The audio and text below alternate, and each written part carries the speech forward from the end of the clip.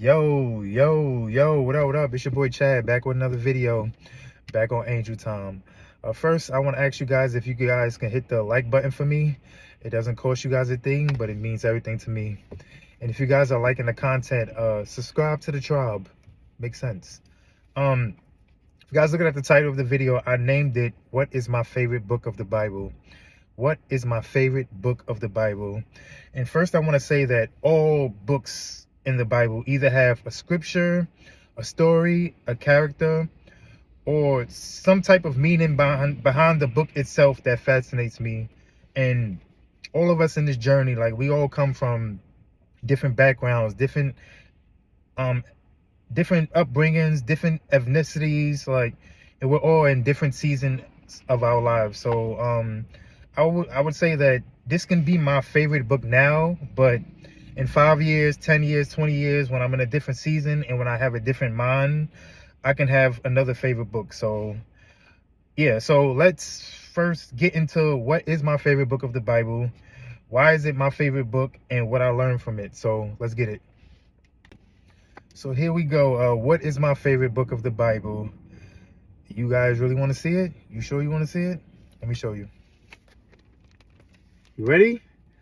You ready to see my favorite book of the Bible? Here it is. The book of Ecclesiastes is my favorite book of the Bible. First, I want to say that the book of Ecclesiastes is often looked as like a pessimistic book. Like, it doesn't clearly say that Solomon wrote the book, but it was said that it was written by him in an older age, which means at the time that he wrote the book, he would have been like the richest man in the world.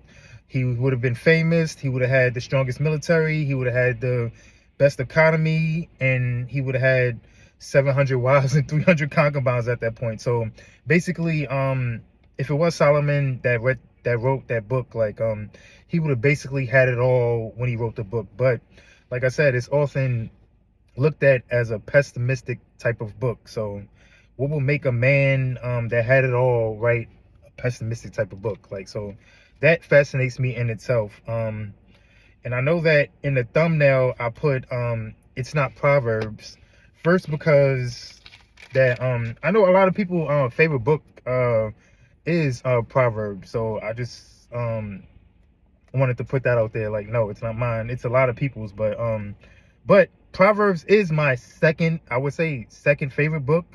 But what I found Ecclesiastes more fascinating to me is because Proverbs only gives you one theme, and that theme is if you do right, things will be rewarded to you. But Ecclesiastes tells us something different, because it tells us a lot of things. Like, you're gonna see good people in the world dying poor, while wicked people are living long, prosperous lives. Like, it talks about how random life is, like how we all are gonna die someday and nobody will remember us.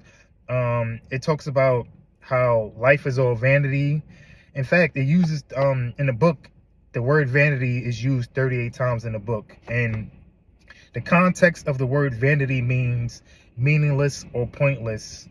It says that as soon as, like, you think that you got life figured out, it's like somebody comes from underneath and pulls the chair right from under you. Like, so it tells us that nothing new is under the sun. Like, it just gives you a lot of stuff, like a lot of things that I didn't know, because before this journey, like, I thought that I had the Proverbs type of mindset, which is, if you do good and gain wisdom and do good things will happen to you. I never considered, like, the other variables about life. Like, so let's get into the two major things that I learned in this book. So number one is life is all chance. Like, you have no control over what situation you're born into. And you guys know I was born into poverty. Like, I was born in Brooklyn, New York. I done seen and heard everything you could possibly think about. And honestly, I do feel like if I were born maybe in a better situation, better family, better last name, better environment, better everything, that I would be thriving in the world today. Um, what I learned is from this book is that some people are just gonna have to work harder than others. So I stopped praying for a better life, or what people call nowadays the soft life. And when I do pray nowadays, I just pray for the strength to deal with the life I'm given now. So I know that my time will come as long as I'm being obedient and following the laws, statutes, and commandments to the best of my ability. So I know at the end of the day, God got me. So yeah, like life is all a chance. Like you have no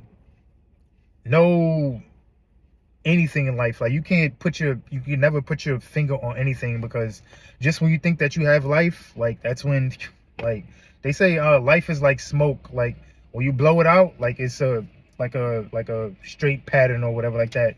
But as soon as you go to grab it, that's when it starts to like separate and stuff like that. So that's that's the first thing I learned about this book. Like that's what I really like.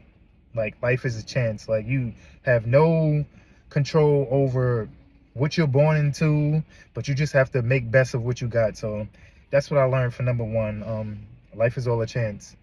And number two, to handle what is in your control. Only handle what you can. Do the best that you can and leave everything else for God. This is how, like, I know my relationship is growing with God, because just this morning, like, I got some bad news. Like, and if this was any other point in my life, like, I would be sad, depressed, like pretty much curled up in a ball on my bed, like all that. Like, but what I did this morning after I got the bad news, I just prayed and I said, well, if it was your will for me to have it, like, I would have it. But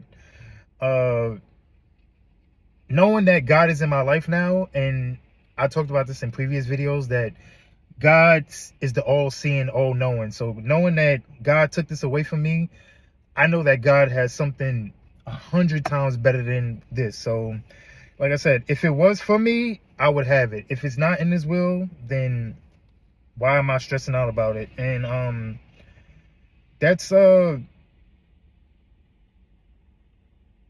I learned that also, that since I have no control over my life, like, why am I like I learned to stop even trying to have control over my life. Like, I can't control things in general, so stop even trying to have any type of control over my life. Like, only thing that I can control is my attitude towards things that happen in my life. Like, I can control how I react to certain things. So I learned to stop worrying. I learned to appreciate the small things in life, good and bad. So like I said, handle what's in your control. That's all you can do, and leave everything else to God. Like, that's all you can really do in life nowadays. It don't make no sense.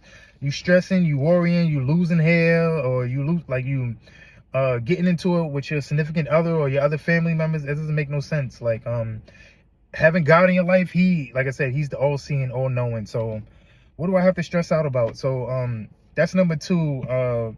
Matter of fact, those are the two biggest things that I learned from this book. Like,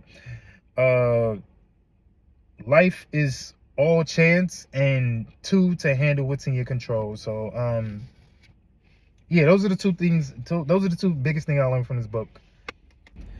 Yeah, so I wanted to make a quick video today, tell you guys what my favorite book of the Bible is. And also, you guys get in the comment section, what is your favorite book of the Bible? What did you learn from it? How did it help you out? Let me know in the comment section what your favorite book is. And of course, we're not going to end this word without scripture. So since we're in my favorite book, we're going to go to the very last part of the book. So I'm in Ecclesiastes 12:13, and it says, "Let us hear the conclusion of the whole matter. Fear God and keep his commandments, for this is the whole duty of man. For God shall bring every work unto judgment with every single thing, whether it be good or whether it be evil." So with that being said, I don't even have to do a benediction. I don't have to do it. That cleared up everything in the book. That cleared up everything in the message. Fear God and do what's right.